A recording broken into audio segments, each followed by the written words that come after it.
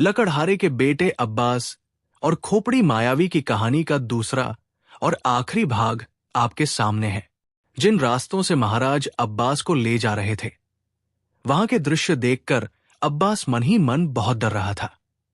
वो सोच रहा था कि यदि वास्तव में वो स्वयं को चिकित्सक न बताता तो राजकुमारी कमर जमाल तक पहुंचना कठिन ही नहीं बल्कि असंभव भी था। स्थान स्थान पर रक्षक नग्न तलवारें और भाले संभाले हुए अत्यंत सतर्क होकर पहरा दे रहे थे। उनकी उपस्थिति में वहां से कोई पक्षी भी बचकर नहीं निकल सकता था। इसके अतिरिक्त जिस भूमि पर अब्बास चल रहा था, वहां स्थान स्थान पर लाल रंग की मिट्टी बिछी हुई थी। महाराज उसे बता रहे थे कि ये मिट्टी उन्हें एक सिद्ध पुरुष ने मंत्र फूंक कर दी है। वास्तव में एक मायावी राजकुमारी कमर जमाल का अपहरण करना चाहता है, इसलिए ये सब प्रबंध किए गए हैं ताकि यदि कोई मायावी यहां आना चाहे तो उसे रोका जा सके। इस मिट्टी पर जब किसी बुरी शक्ति या मायावी के पैर पड़ेंगे तो वो तुरंत जलकर मर जाएगा।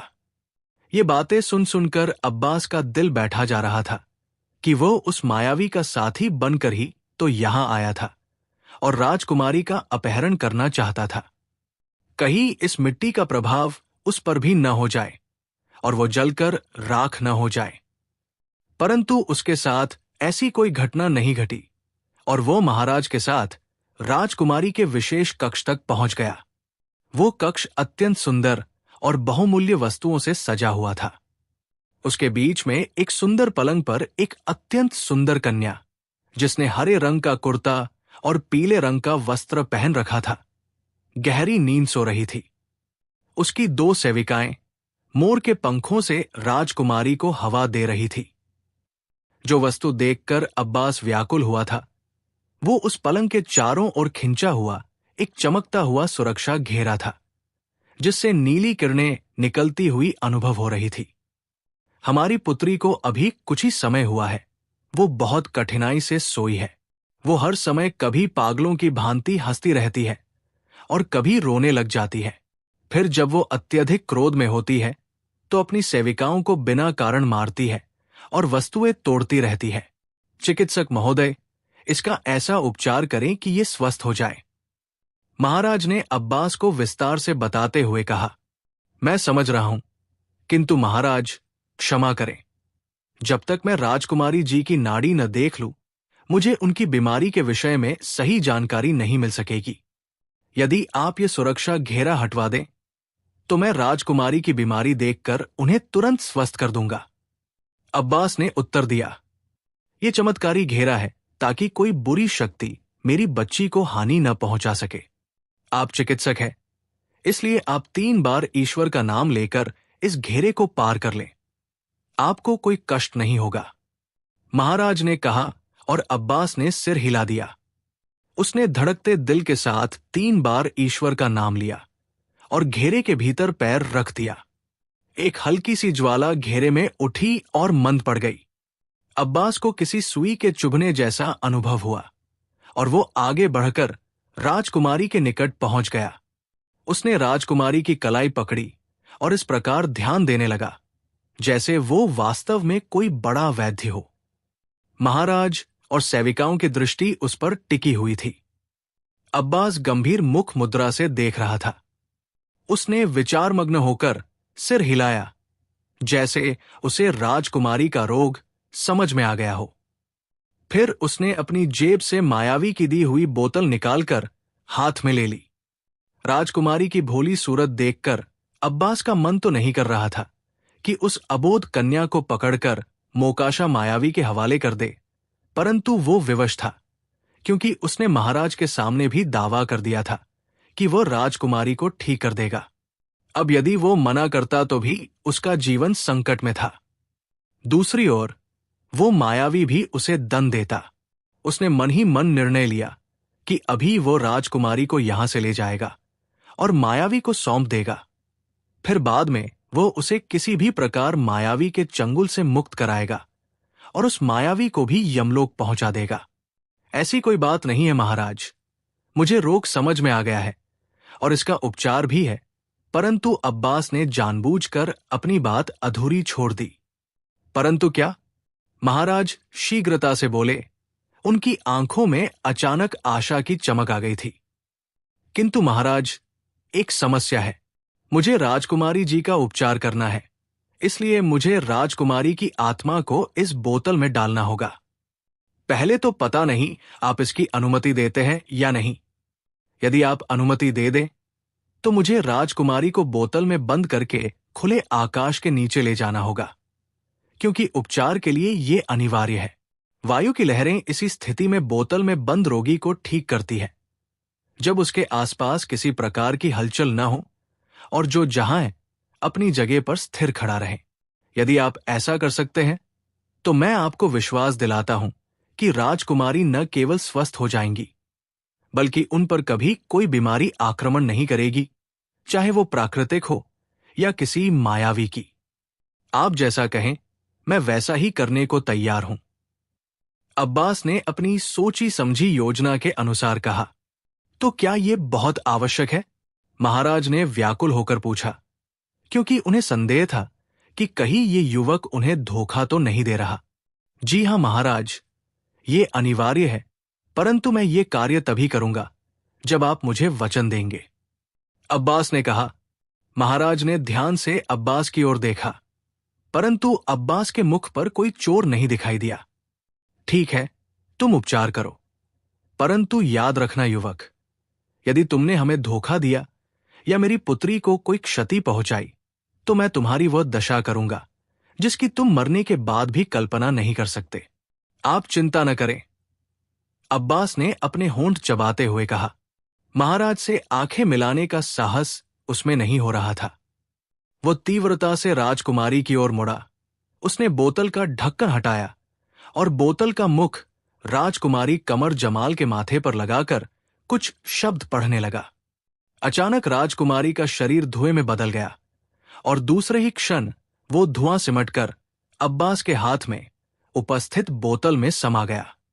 जैसे ही धुआं बोतल में गया, अब्बास ने शीघ्रता से बोतल का मुख बंद कर दिया और महाराज की ओर मुड़ा, जो आश्चर्य और चिंता में कभी अब्बास को और कभी उसके हाथ की बोतल को देख रहे थे। वहां उपस्थित सभी लोग जड़वत खड़े थे। आप इसी स्थिति में खड़े रहिए, मैं अभी गया और अभी आया, अब्बास ने महाराज की ओर देखते हुए कहा, और महाराज ने सिर हिलाकर सहमति दी। इससे पहले कि अब्बास बाहर की ओर कदम बढ़ाता, अचानक सामने प्रकाश का एक धमाका हुआ और वहां एक अत्यंत लंबी दाढ़ी और तेजस्वी मुख वाले वृद्ध प्रकट हुए। उन श्वेत वस्त्रधारी वृद्ध ने अब्बास की ओर देखकर अत्यंत कड़क स्वर में कहा, और अब्बास घबरा गया। ओ आदरणीय वृद्ध, अच्छा हुआ आप आ गए। ये देखिए, ये चिकित्सक महोदय हैं और राजकुमारी का उपचार कर रहे हैं। महाराज अभी कह ही रहे थे कि वृद्ध ने तीव्रता से कहा, नहीं, ये चिकित्सक नहीं है, ये कपटी है और धोखे से मोकाशा मायावी के आदेश पर तुम्हारी पुत्री का अपहरण करने आया है। वृद्ध ने अभी इतना ही कहा था कि अब्बास को एक तीव्र झटका लगा और उसके हाथ से अचानक बोतल छूटकर नीचे गिर गई। उसी समय वहां एक नीले रंग की चमगादड़ प्रकट हुई। इससे पहले कि वहां उपस्थित कोई कुछ समझ पाता, चमगादड़ तीव्रता से नीचे झपटी और बोतल पंजों में दबाकर वहां से लुप्त हो गई। मोकाशा अपनी चाल चल गया, तुम इसे पकड़ो, मैं अभी आता हूं, वृद्ध ने चिल्लाकर कहा, और फिर वे भी अचानक वहां से अदृश्य हो गए। महाराज को अभी तक कुछ समझ नहीं आया था। वे आश्चर्य से अब्बास को देखते रहे, जबकि अब्बास सब समझ गया था कि वह चमगादड़ मोकाशा की कोई शक्ति होगी जो राजकुमारी को ले गई है। इससे पहले कि वह किसी संकट में फंसे, उसे वहां से निकल जाना चाहिए। ये सोचकर वो बिजली की गति से भागा। उसी समय महाराज को जैसे चेतना आई। पकड़ो इसे, जाने न पाए, महाराज चिल्लाए। अब्बास भागता हुआ राजकुमारी के कक्ष से निकला ही था कि रक्षकों ने उसे घेर लिया। वो घबरा गया। उसने घेरा तोड़कर निकलने का बहुत प्रयास किया, परंतु सफल न हो सका। रक्षकों ने उसे बुरी तरह पकड़ लिया था। उसी क्षण महाराज भागते हुए बाहर आए। उनका मुख क्रोध से लाल हो गया था, जबकि अब्बास के मुख पर मृत्यु का भय छा गया था, क्योंकि वो जानता था कि महाराज अपनी पुत्री के खो जाने के कारण उसे किसी भी मूल्य पर नहीं छोड़ेंगे। मार डालो इसे, अभी और इसी समय, महाराज ने गरज कर कहा, और एक सैनिक ने शीघ्रता से म्यान से अपनी तलवार निकाल ली। ये देखकर अब्बास का मुख पीला पड़ गया। अचानक वहां वही श्वेत वस्त्रधारी वृद्ध पुनः प्रकट हुए और उन्होंने अत्यंत तीव्र स्वर में कहा, रुक जाओ।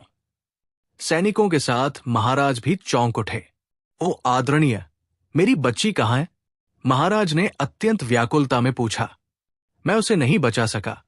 मोकाशा मायावी राजकुमारी को ले जाने में सफल हो गया है, वृद्ध ने दुखी होकर उत्तर दिया, और महाराज का चेहरा उतर गया। ये आप क्या कह रहे हैं? मैं अपनी पुत्री के बिना जीवित नहीं रह सकता। अब मैं कुछ नहीं कर सकता।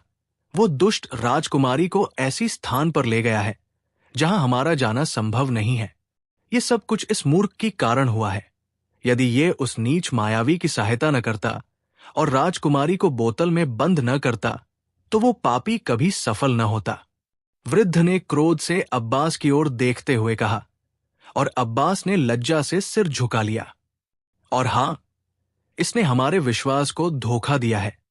अब इसे जीवित नहीं रहने देंगे, महाराज ने क्रोध में कहा, और एक रक्षक से तलवार छीनकर अब्बास की ओर बढ़े, जैसे वे एक ही झटके में उसका सिर काट देंगे।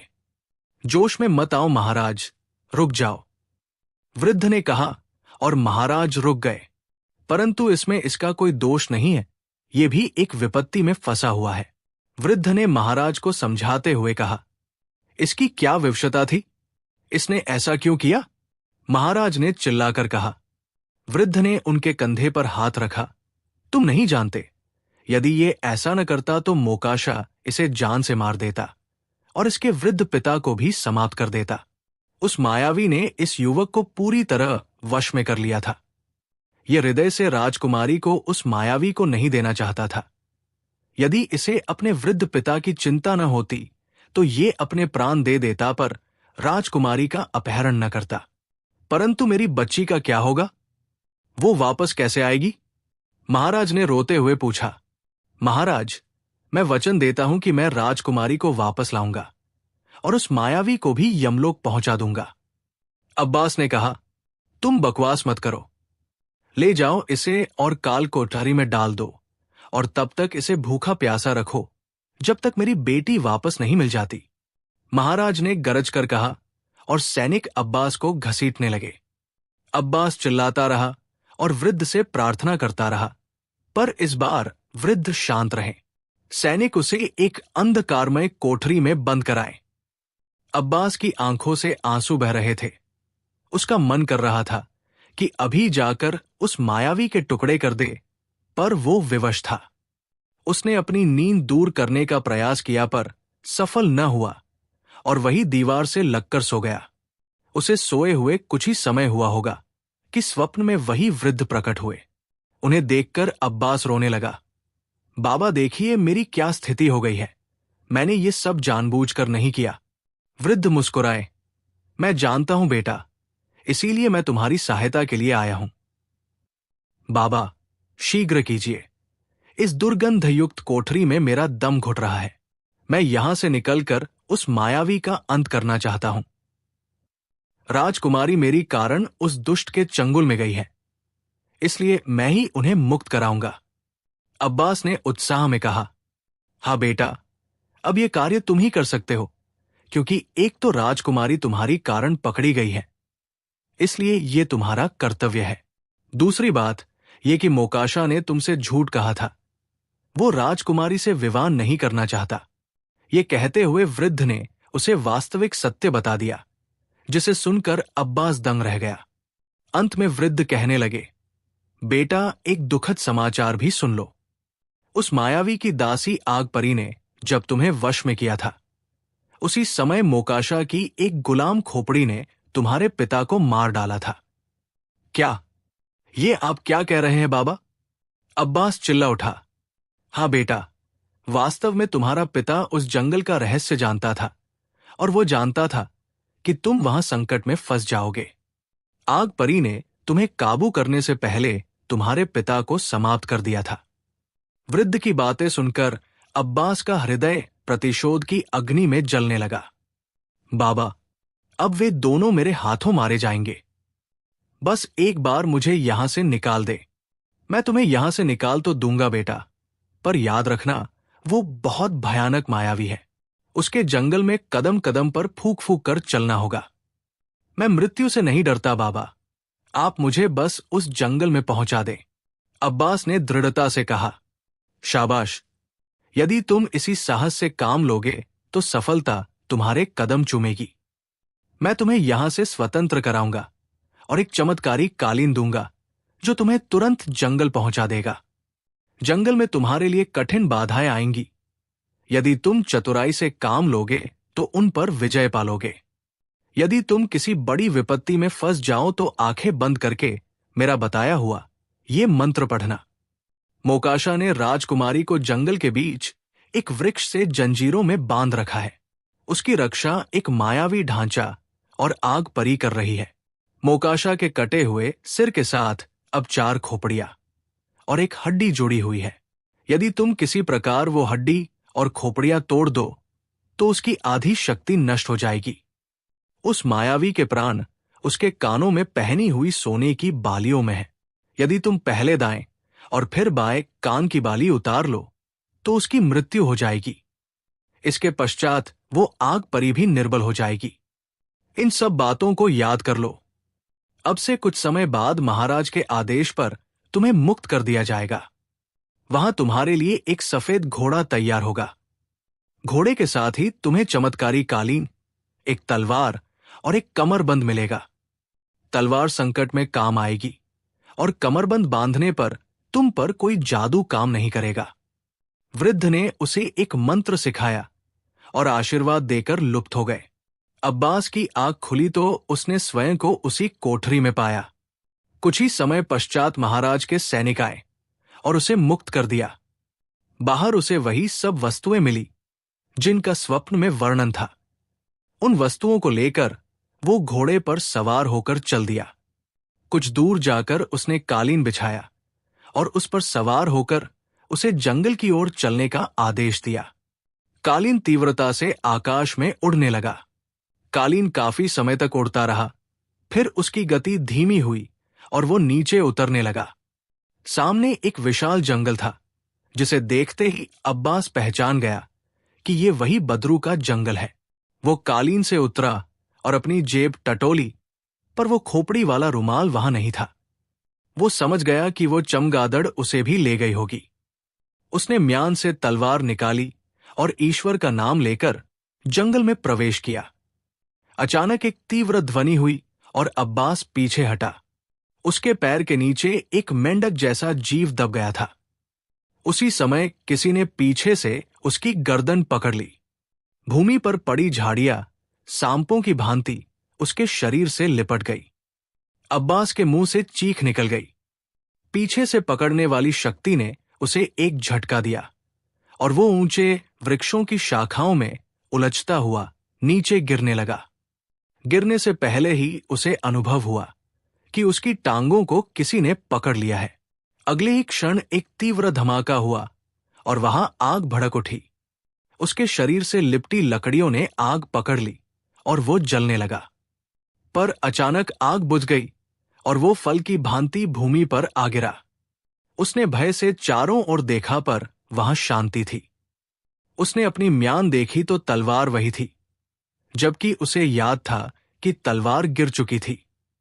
वो चकित था कि ये क्या माया है। वो आगे बढ़ा तो झाड़ियों में से कटे हुए मानवीय हाथ निकले जिनमें तलवारें चमक रही थी। उनकी संख्या 20 से 25 थी। वे अब्बास पर टूट पड़े। अब्बास ने वीरता से उनका सामना किया पर उसकी तलवार का उन हाथों पर कोई प्रभाव नहीं हो रहा था। लड़ते हुए वो एक झाड़ी से उलझकर गिर गया। उसने सोचा अब वो नहीं बचेगा। उसने आंखें बंद कर ली, पर जब कुछ नहीं हुआ तो उसने देखा कि वे हाथ हवा में ही रुक गए हैं। वो जैसे ही खड़ा हुआ, हाथ पुनः झपटे। वो पुनः नीचे झुका तो हाथ रुक गए। वो समझ गया कि ये हाथ केवल खड़े व्यक्ति पर प्रहार करते हैं। वो पेट के बल रेंगते हुए आगे बढ़ने लगा। कुछ दूर जाकर उसने देखा कि उन हाथों में आग लग गई और वे जलकर राख हो गए। अब्बास ने ईश्वर का धन्यवाद किया और आगे बढ़ा। मार्ग में कई बाधाएं आई। वृक्षों की शाखाओं ने उसे पकड़ा पर उसने अपनी तलवार से उन्हें काट दिया।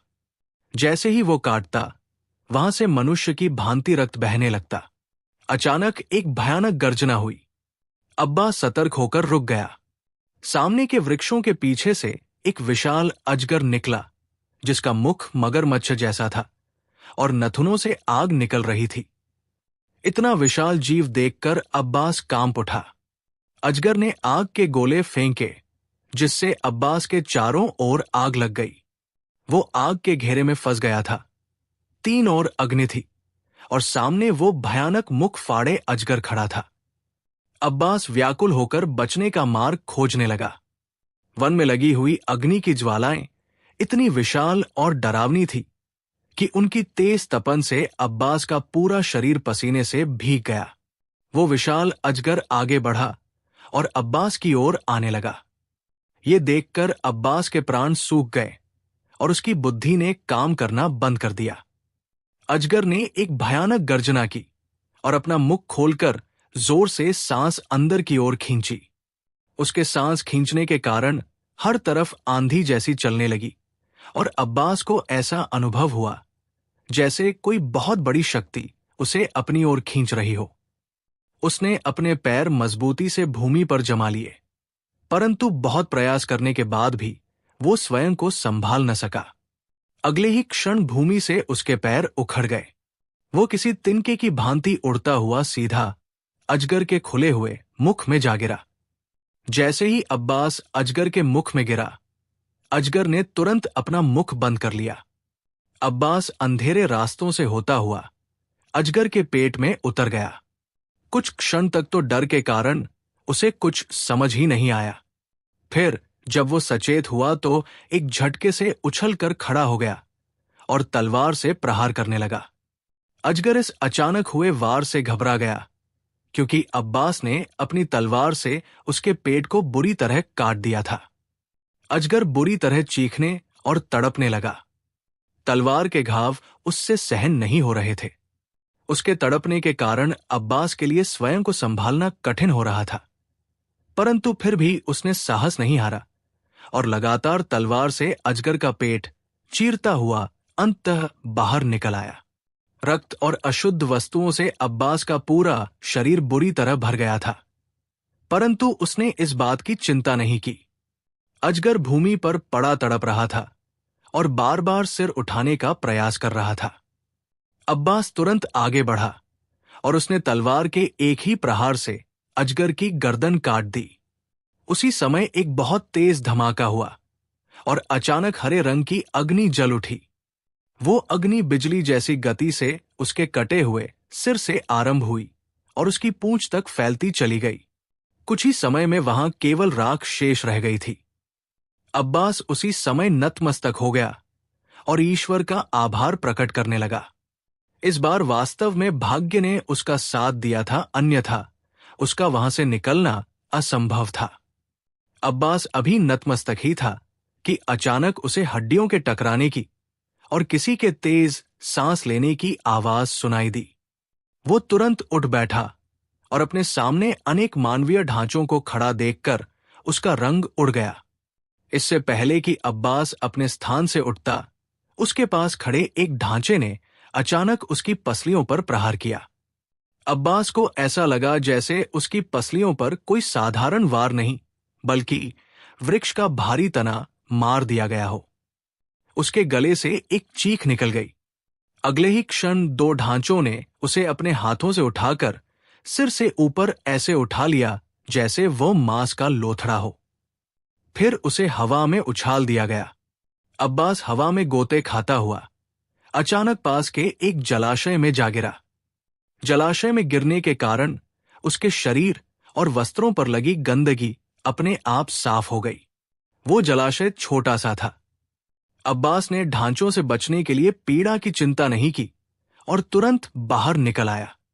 ढांचे अपने मुख से जोर जोर से डरावनी आवाजें निकालते हुए जलाशय की ओर बढ़ रहे थे। ये देखकर अब्बास भी बिजली जैसी गति से भागा। उसे अपने पीछे आता देखकर अब्बास की गति कई गुना तेज हो गई और वो प्राण हथेली पर रखकर भागने लगा। मार्ग में जंगली झाड़ियों ने उसे कई बार रोकने का प्रयास किया, परंतु अब्बास तलवार से उन्हें काटता हुआ लगातार सामने की ओर भागता रहा। भागते भागते अचानक उसने अपने सिर पर किसी तेज साइंसाई की ध्वनि सुनी। उसने सिर उठाकर देखा तो मोकाशा मायावी का कटा हुआ सिर हवा में उड़कर उसका पीछा कर रहा था। उसके चेहरे पर क्रोध की अधिकता थी और उसकी कटी हुई गर्दन के साथ इस समय 4 अन्य खोपड़ियां जुड़ी हुई थी। मोकाशा के सिर के ऊपर एक हड्डी किसी सींग की भांति लगी हुई थी, जो पहले नहीं थी। मायावी को देखकर अब्बास और अधिक डर गया और मुड़कर दूसरी ओर भागने लगा, परंतु मोकाशा लगातार उसका पीछा कर रहा था। रुक जाओ युवक, रुक जाओ, अन्यथा मैं तुम्हें जलाकर राख कर दूंगा, मोकाशा ने चिल्लाकर कहा। परंतु अब्बास ने जैसे उसकी बात सुनी नहीं। वो भागता रहा। मोकाशा ने कई बार उसे पुकारा पर अब्बास नहीं रुका। ये देखकर मायावी को बहुत क्रोध आया। उस समय उसकी आंखों से हरे रंग के प्रकाश की एक किरण निकलकर भागते हुए अब्बास पर पड़ी। अब्बास को एक जोरदार झटका लगा और वो उछलकर भूमि पर गिर पड़ा। उसने उठने का प्रयास किया पर उसे ऐसा लगा जैसे उसका पूरा शरीर सुन्न हो गया हो। उसने चिल्लाना चाहा पर उसकी आवाज गले में ही दब गई। उसी समय उसका पीछा करते हुए ढांचे उसके पास पहुंच गए। पकड़ लो इसे और इसे असुरी कक्ष में ले चलो। आज मैं इसकी बलि अपने देवता के चरणों में दूंगा, मोकाशा ने चिल्लाकर कहा। उसके आदेश पर एक ढांचे ने सुन पड़े अब्बास को उठाकर अपने कंधे पर डाल लिया और आगे बढ़ने लगा। बाकी ढांचे भी साथ चल पड़े। अब्बास का शरीर तो काम नहीं कर रहा था, परंतु वो सब कुछ देख और सुन सकता था। वो ढांचा तेजी से आगे कदम बढ़ा रहा था और उसके पीछे अन्य ढांचे चले आ रहे थे। मोकाशा की खोपड़ी वहां से लुप्त हो चुकी थी। ढांचे लगभग 2 घंटे तक इसी प्रकार चलते रहे, फिर जंगल के उस भाग में आ गए जहां आसपास के वृक्ष काफी दूर दूर थे और भूमि का एक बड़ा भाग खाली था। वहां नीले रंग का एक बहुत विशाल वृक्ष दिखाई दे रहा था। उस वृक्ष के नीचे एक कन्या लेटी हुई थी और उसके दोनों हाथ जंजीरों से बंधे हुए थे। जंजीर का दूसरा सिरा उस वृक्ष के तने से बंधा था। अब्बास उस कन्या को देखते ही पहचान गया कि वो राजकुमारी कमर जमाल है। ढांचे ने अब्बास को राजकुमारी से काफी दूरी पर भूमि पर लेटा दिया। फिर उसने अपनी एक उंगली जोर से अब्बास के माथे पर मारी। अब्बास ने अपने शरीर में जीवन की चेतना लौटती हुई अनुभव की। स्वयं को ठीक होता देखकर वो बहुत प्रसन्न हुआ और तुरंत खड़ा हो गया, परंतु अचानक उसके चारों ओर धुआं उत्पन्न हुआ। जब धुआं समाप्त हुआ तो वो हड्डियों के बने हुए एक पिंजरे में बंदी बन चुका था। ये देखकर वो चौंक पड़ा। ढांचे उसे पिंजरे में बंद करके वहां से चले गए। केवल 2 ढांचे दूर जाकर पहरा देने लगे। अब्बास अत्यंत चिंता की स्थिति में पिंजरे से स्वयं को स्वतंत्र करने का मार्ग खोजने लगा, परंतु हड्डियां बहुत सुदृढ़ थी और वे इस प्रकार जुड़ी हुई थी कि अब्बास उन्हें हिला भी नहीं पा रहा था। वो मन ही मन ईश्वर को स्मरण करने लगा कि अब वही इस संकट से उसे बचा सकते हैं। कुछ क्षण पश्चात अचानक उसके सामने बिजली का प्रकाश हुआ और वहां मोकाशा मायावी प्रकट हुआ। उसने एक डरावना रूप धारण कर रखा था। युवक, हमारा विचार था कि हम तुम्हें अपने देवता के चरणों में बलि चढ़ाएंगे, परंतु अब हमने अपना निर्णय बदल लिया है। हम सदैव युवा स्त्रियों की बलि देते हैं, इसलिए मैंने निर्णय लिया है कि तुम्हें अभी दंड दिया जाए। तैयार हो जाओ। हमने तुम्हारे लिए अत्यंत भयानक दंड चुना है, जिसकी तुम कल्पना भी नहीं कर सकते। इससे पहले कि हम अपना दंड दें, तुम अपनी आंखें बंद करो ताकि हम तुम्हें स्वच्छ कर दें। तुम्हारे वस्त्र और घाव साफ कर दें, क्योंकि इन घावों के होते हुए दंड देने का आनंद नहीं आएगा। मोकाशा ने कुटिल हंसी हंसते हुए कहा, बकवास मत करो मोकाशा। यदि तुम स्वयं को बहुत बड़ा मायावी समझते हो तो मुझे खोल दो और फिर मेरा सामना करो। फिर देखो मैं तुम्हारा क्या हाल करता हूं। अब्बास ने क्रोध में कहा। मायावी ने उत्तर दिया, मैं अपना शरीर पुनः प्राप्त करने के लिए राजकुमारी का वध करना चाहता हूं, और उसके लिए मुझे एक विशेष अनुष्ठान करना है। उस अनुष्ठान के दौरान दूसरा कोई मनुष्य उपस्थित नहीं होना चाहिए, अन्यथा मेरा कार्य पूरा नहीं होगा। इसलिए मैं तुम्हें समय से पूर्व ही समाप्त कर रहा हूं। अब तैयार हो जाओ। तुम्हारे जीवन की केवल कुछ घड़ियां शेष है। मृत्यु तुम्हारे निकट आ पहुंची है, वह देखो। मायावी ने डरावने स्वर में कहा। अब्बास ने तुरंत मुड़कर देखा और बुरी तरह चौंक पड़ा। उसके पीछे से 3 भयानक काले रंग की प्रेतनियां अत्यंत तीव्र गति से चली आ रही थी। उनकी आकृति अत्यंत डरावनी थी। उन तीनों के 4-4 हाथ थे और सभी हाथों में लंबे फल वाले चमकदार खंजर दिखाई दे रहे थे। वे प्रेतनियां उसके निकट आ गई। मैं तुम्हारा ही प्रतीक्षा कर रहा था। देखो, मैंने तुम तीनों के लिए कितना स्वस्थ और युवा मनुष्य पकड़ा है। इसे अत्यंत संतोष के साथ जी भरकर खाओ और अपने वचन के अनुसार मुझे शीशम के पुष्प का पता बताओ, ताकि मेरा कार्य भी पूर्ण हो जाए। मायावी ने कहा। प्रेतनियों ने उत्तर दिया, मायावी, तुमने अपना वचन पूरा किया, हम भी अपना वचन पूरा करेंगे। शीशम का पुष्प यहां से 8000 कोस की दूरी पर स्थित पहाड़ियों पर खिला हुआ है। वहां केवल वही एक पुष्प खिलता है। इसके लिए तुम विशेष नीला जल ले जाना। उस जल की उपस्थिति में पुष्प की रक्षा करने वाली शक्तियां तुम्हारा मार्ग नहीं रोकेंगी। एक प्रेतनी ने चिल्लाते हुए कहा। मोकाशा ने सिर हिलाया। वो जल प्राप्त करना मेरे लिए कठिन नहीं है। ठीक है, तुम इस मनुष्य को खाओ, तब तक मैं वो पुष्प ले आता हूं। इतना कहकर मोकाशा वहां से अदृश्य हो गया। उसी समय उन तीनों प्रेतनियों ने अब्बास को चारों ओर से घेर लिया और अपने खंजरों को हवा में लहराते हुए डरावनी हंसी हंसने लगी। अब्बास अत्यंत चिंता में उन्हें देख रहा था। अचानक एक बिजली सी चमकी और प्रेतनियों ने अपनी पूरी शक्ति से अपने खंजर अब्बास के शरीर में घूम दिए। अब्बास ने एक हृदय विदारक चीख मारी। साथ ही ऐसी ध्वनि आई जैसे बिजली कड़की हो। एक क्षण के लिए अब्बास को लगा जैसे उसके शरीर में गर्म सलाखें उतर गई हों। परंतु जब उसने देखा कि उसे कोई पीड़ा नहीं हुई, बल्कि प्रेतनियां उछलकर दूर जा गिरी हैं, तो वो चकित रह गया। प्रेतनियों के हाथों से खंजर लुप्त हो चुके थे। अब्बास की समझ में नहीं आया कि खंजर उसके शरीर के पार क्यों नहीं गए। फिर अचानक उसे अपनी कमर पर बंधी उस पेटी का विचार आया जो उसे सिद्ध पुरुष ने दी थी। वो समझ गया कि ये सब उसी पेटी का चमत्कार है। प्रेतनियां पुनः उठीं और क्रोध में अपने हाथ झटके। उनके हाथों में पुनः खंजर आ गए। अब्बास इस बार शांत खड़ा रहा। उन्होंने फिर से प्रहार किया, पर पुनः ज्वाला चमकी और वे चीखती हुई दूर जा गिरी। ये देखकर अब्बास ने कुछ सोचकर अपनी पेटी को पिंजरे की हड्डियों से छुआ दिया। अगले ही पल एक प्रकाश हुआ और पिंजरा ज्वाला बनकर लुप्त हो गया। अब्बास बहुत प्रसन्न हुआ। उसने तुरंत म्यान से तलवार निकाली और प्रेतनियों की ओर बढ़ा। प्रेतनियों ने भी अपने हाथों में तलवारें ले ली। अब्बास ने उन पर आक्रमण कर दिया और पूरी शक्ति से तलवार चलाने लगा। कुछ ही समय में वे रक्त से सनी हुई भूमि पर तड़पने लगी और कुछ ही क्षणों में शांत हो गई। जैसे ही वे मरी, वहां 3 विशाल डरावने पक्षी प्रकट हुए और उन्होंने उन प्रेतनियों के शरीरों को उठाया और उड़ गए। ठीक उसी समय मोकाशा मायावी वहां प्रकट हुआ। उसका चेहरा क्रोध से भरा था।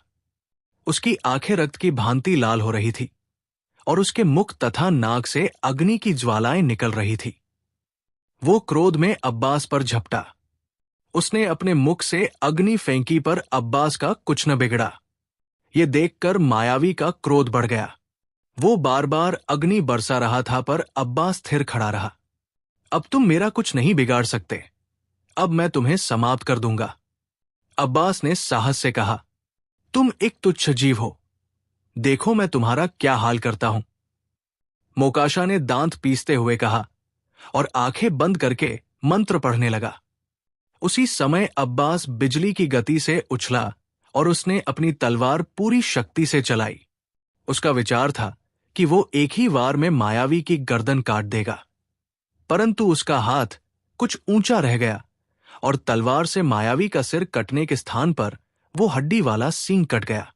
अगले ही क्षण बिजली का एक जोरदार कड़ाका हुआ। हर तरफ बिजली चमकने लगी। फिर एक धमाका हुआ और मोकाशा की खोपड़ियां फट गई। हर तरफ घना अंधकार छा गया। अब्बास एक झटके से भूमि पर गिरा। उसे ऐसा लगा जैसे भूमि ने उसे जकड़ लिया हो। फिर अचानक चारों ओर शांति छा गई। जैसे ही भूमि ने अब्बास को छोड़ा, वो तुरंत खड़ा हो गया। उसने देखा कि वो उसी जंगल में था। सामने राजकुमारी कमर जमाल अब भी अचेत पड़ी थी और उनके हाथ जंजीरों से बंधे थे।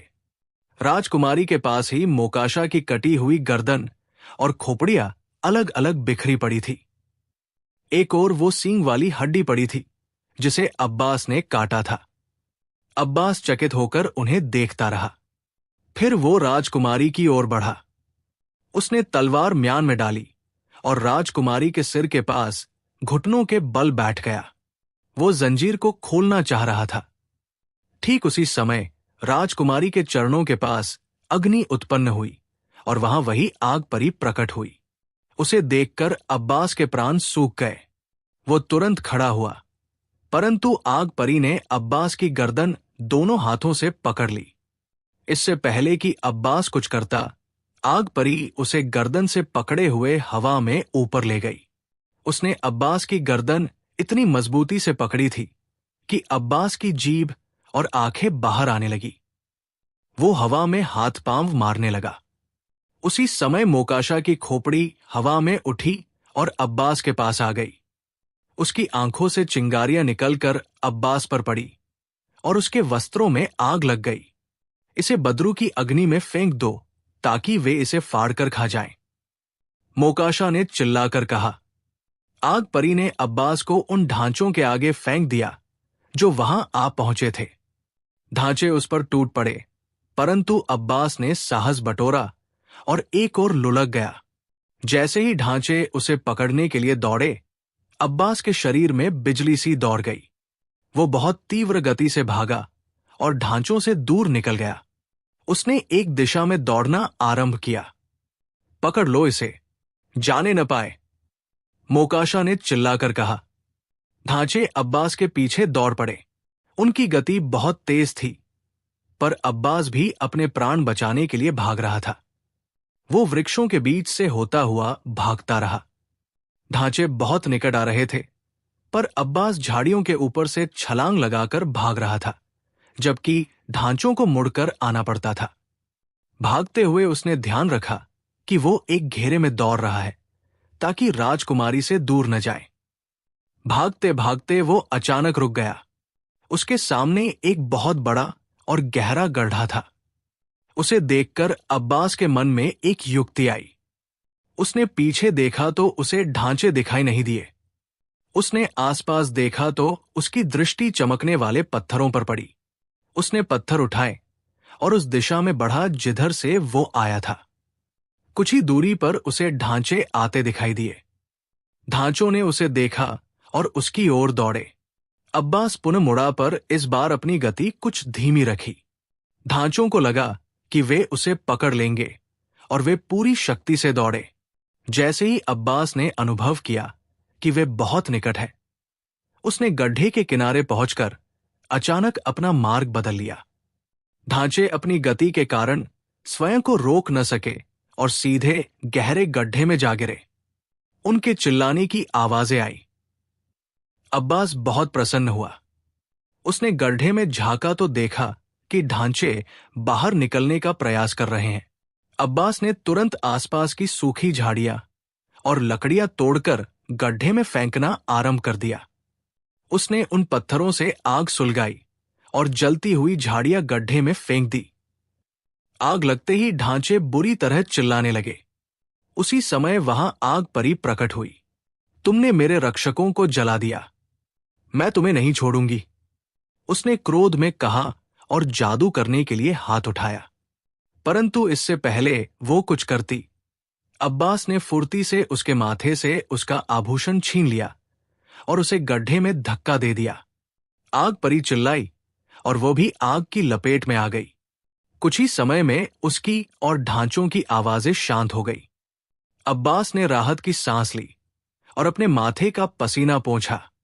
उसने अपने एक शत्रु से बदला ले लिया था।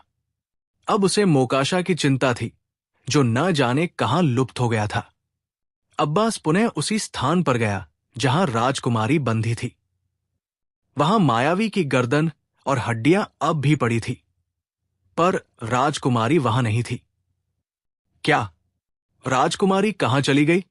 वो मायावी उन्हें क्यों ले गया? अब्बास व्याकुल हो उठा। उसी समय उसे सिद्ध पुरुष की आवाज सुनाई दी। घबराओ नहीं बेटा, तुमने मायावी की खोपड़ियां अलग कर दी है, इसलिए वो निर्बल होकर भाग गया है। वो एक एकांत स्थान पर गया है, जहां वो 3 दिन का अनुष्ठान करके अपनी शक्ति पुनः प्राप्त करेगा। तो मैं क्या करूं बाबा? अब्बास ने पूछा। उस स्थान तक मैं तुम्हें पहुंचा दूंगा, पर उससे पहले तुम्हें इस वन को नष्ट करना होगा, ताकि मायावी पुनः यहां ना आ सके। पर मैं इस विशाल वन को कैसे नष्ट कर सकता हूं? अब्बास ने पूछा। डरो नहीं, ये जो नीला वृक्ष तुम्हें दिखाई दे रहा है, इसे काट डालो। इसके गिरते ही पूरे वन में आग लग जाएगी। जिस स्थान पर तुम खड़े हो, वहां की भूमि को थोड़ा खोदोगे तो तुम्हें चांदी के हत्थे वाली एक कुल्हाड़ी मिलेगी। उससे तुम इस वृक्ष को काटना। जैसे ही वृक्ष गिरने लगे, तुम कुल्हाड़ी फेंककर आंखें बंद कर लेना और मेरा बताया मंत्र पढ़ना। मैं तुम्हें वहां से निकाल लूंगा, अन्यथा तुम भी जल जाओगे। अब्बास ने तुरंत भूमि खोदना आरंभ किया।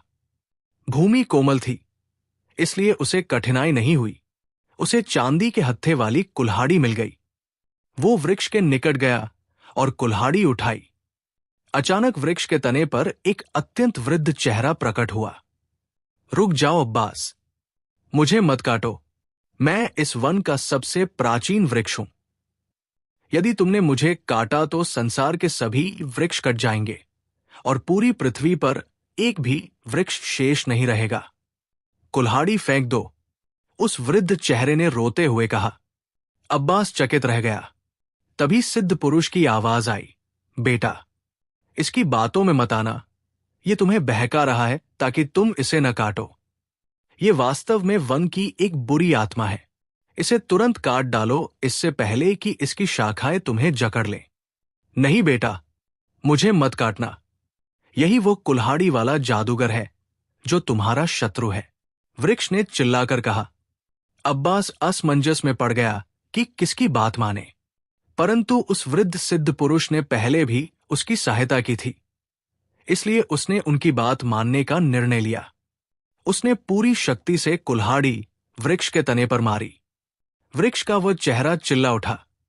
रुक जाओ, मुझसे बहुत सारा धन ले लो, पर मुझे मत काटो। जब अब्बास ने धन और देवता का शब्द सुना तो उसे पूर्ण विश्वास हो गया कि ये झूठ बोल रहा है। वो और भी वेग से प्रहार करने लगा। हर प्रहार पर वो चेहरा चिल्लाता और उसे लालच देता। पूरे जंगल में डरावनी आवाजें गूंजने लगी। अंततः वृक्ष कटकर गिरने ही वाला था कि अब्बास ने कुल्हाड़ी फेंकी और आंखें बंद करके मंत्र पढ़ने लगा। उसे अपना शरीर भूमि से ऊपर उठता हुआ अनुभव हुआ। चारों ओर चिल्लाने की आवाजें आ रही थी, जैसे बिजली कड़क रही हो। अब्बास ने तब तक आंखें नहीं खोली जब तक आवाजें शांत नहीं हो गई। जैसे ही उसके पैर भूमि पर टिके, उसने आंखें खोल दी। बेटा, तुम उस काले किले तक पहुंच चुके हो। मोकाशा मायावी इसी किले के भीतर एक गुप्त कक्ष में बैठा अपने देवता की पूजा कर रहा है। तुम तुरंत भीतर जाओ और अपना कमरबंद उतारकर उस सुरक्षा घेरे में फेंक देना। इससे मायावी का सुरक्षा चक्र समाप्त हो जाएगा। फिर तुम मोकाशा को पकड़कर उसके कानों की बालियां नोच लेना। इससे उसकी बची हुई शक्ति भी समाप्त हो जाएगी और तुम उसे आसानी से अंत कर सकोगे। सिद्ध पुरुष ने कहा। अब्बास ने देखा कि वह एक विशाल काले पर्वत के सामने खड़ा था, जिसे काटकर किले का रूप दिया गया था। उसने म्यान से तलवार निकाली और खुले द्वार की ओर बढ़ा, परंतु उसी समय एक गर्जना हुई और द्वार अपने आप बंद हो गया। अब्बास चौंक पड़ा। यह द्वार तो बंद हो गया, अब मैं भीतर कैसे जाऊंगा? उसने चिंता में सोचा। तभी उसे विचार आया कि यह निश्चित ही मायावी का कार्य है। उसने सिद्ध पुरुष को पुकारा पर कोई उत्तर नहीं मिला। वो सचमुच परेशान हो गया। उसी समय वहां दो दानव प्रकट हुए। एक दानव ने जोर से ठहाका लगाया और बोला, भाग जाओ युवक, किले में प्रवेश करने का विचार त्याग दो। यदि तुमने आगे बढ़ने का प्रयास किया तो हम तुम्हें मार डालेंगे। अब्बास कुछ कदम पीछे हटा। अच्छा, तो किले का द्वार तुमने बंद किया है? अब्बास ने साहस से कहा। अब उसके चेहरे पर भय का कोई चिन्ह नहीं था। हां, द्वार हमने बंद किया है, दानव ने उत्तर दिया। अब तुम इस द्वार को किसी भी प्रकार से नहीं खोल सकोगे। यहां से चले जाओ, हमें तुम पर दया आ रही है। हम तुम्हें मारना नहीं चाहते, इसलिए चुपचाप यहां से वापस लौट जाओ। एक दानव ने गरजते हुए स्वर में कहा, मैं यहां से नहीं जाऊंगा। मैंने राजकुमारी कमर जमाल को स्वतंत्र करने और मोकाशा मायावी को समाप्त करने की प्रतिज्ञा की है। जब तक मैं ये दोनों कार्य पूर्ण नहीं कर लेता, मैं यहां से नहीं हटूंगा। अब्बास ने दृढ़ निश्चय के साथ कहा।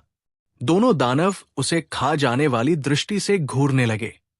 फिर उन्होंने क्रोध में अचानक अपने हाथों को सिर से ऊपर उठाया और उनके हाथों में बड़ी बड़ी कुल्हाड़ियां आ गई। अब भी समय है युवक, यदि अपना जीवन बचाना चाहते हो तो यहां से भाग जाओ। तभी सिद्ध पुरुष की वाणी गूंजी, घबराओ नहीं अब्बास, ये सब मोकाशा मायावी की चाल है। उसकी खोपड़ियों को तोड़कर तुमने उसकी अधिकांश शक्ति समाप्त कर दी है। ये दानव केवल तुम्हें डराने आए हैं, ये तुम्हारा कुछ नहीं बिगाड़ सकते। तुम अपनी आंखें बंद करो और मेरे द्वारा बताए गए मंत्र का पाठ करते हुए सीधे चलते रहो। ये दानव और किले का द्वार तुम्हारा मार्ग नहीं रोक सकेंगे और तुम सुगमता से किले के उस कक्ष तक पहुंच जाओगे जहां मोकाशा मायावी उपस्थित है। सिद्ध पुरुष की वाणी ने जैसे अब्बास के शरीर में नई चेतना भर दी थी। वो मुस्कुराया और दानवों की ओर देखा। फिर उसने आंखें बंद की और सिद्ध पुरुष का बताया हुआ मंत्र पढ़ते हुए किले के द्वार की ओर बढ़ने लगा। ये देखकर दानव बुरी तरह चिल्लाने लगे और उसे डराकर रोकने का प्रयास करने लगे, मगर अब्बास बिना डरे आगे बढ़ता रहा और किले के द्वार के भीतर से इस प्रकार निकल गया जैसे वो हाड़मांस का नहीं बल्कि वायु का बना हुआ हो। अब्बास बिना किसी बाधा के दीवारों और द्वारों के बीच से निकलता हुआ अंततः उस कक्ष में पहुंच गया जहां मोकाशा मायावी की खोपड़ी एक मूर्ति के सामने बैठी जोर जोर से कुछ पथ रही थी। अब्बास को एक हल्का सा झटका लगा, जिससे उसे अनुमान हो गया कि वो मोकाशा के पूजा वाले कक्ष में पहुंच चुका है। झटका लगते ही उसने तुरंत आंखें खोल दी और मायावी को देखकर उसका रोम रोम क्रोध से जल उठा। उसने फुर्ती से अपनी कमर से पटका खोलकर हाथ में ले लिया और कहा, ओ अधर्मी मायावी, मेरी ओर देख और तैयार हो जा, तेरे अंत का समय आ गया है। मोकाशा की खोपड़ी अब्बास की आवाज सुनकर तेजी से उसकी ओर घूमी। उसकी आंखों में घृणा थी। उसने और भी तीव्रता से मंत्र पढ़ना आरंभ कर दिया। अब तू कुछ भी पथ ले मोकाशा, मगर तू मेरे हाथों से नहीं बच सकता, अब्बास ने घृणा से उसकी ओर देखकर कहा। अब्बास ने उससे पूछा कि राजकुमारी कमर जमाल को उसने कहां छिपा रखा है, मगर जब मायावी ने उत्तर देने के स्थान पर निरंतर मंत्र पढ़ना जारी रखा तो उसे क्रोध आ गया। उसने हाथ में पकड़ा हुआ पटका भूमि पर बने हुए घेरे में फेंक दिया। जैसे ही वह पटका उस घेरे में गिरा, अचानक एक भीषण धमाका हुआ।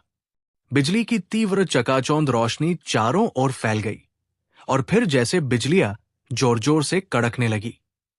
हर और प्रकाश और कड़कड़ाहट की ध्वनि थी। अब्बास आंखों पर हाथ रखकर उस प्रकाश के शांत होने की प्रतीक्षा करने लगा। काफी समय पश्चात जब प्रकाश शांत हुआ तो अब्बास ने देखा कि मोकाशा मायावी की खोपड़ी कक्ष से भागने का प्रयास कर रही थी। अब उसका रंग काला पड़ गया था।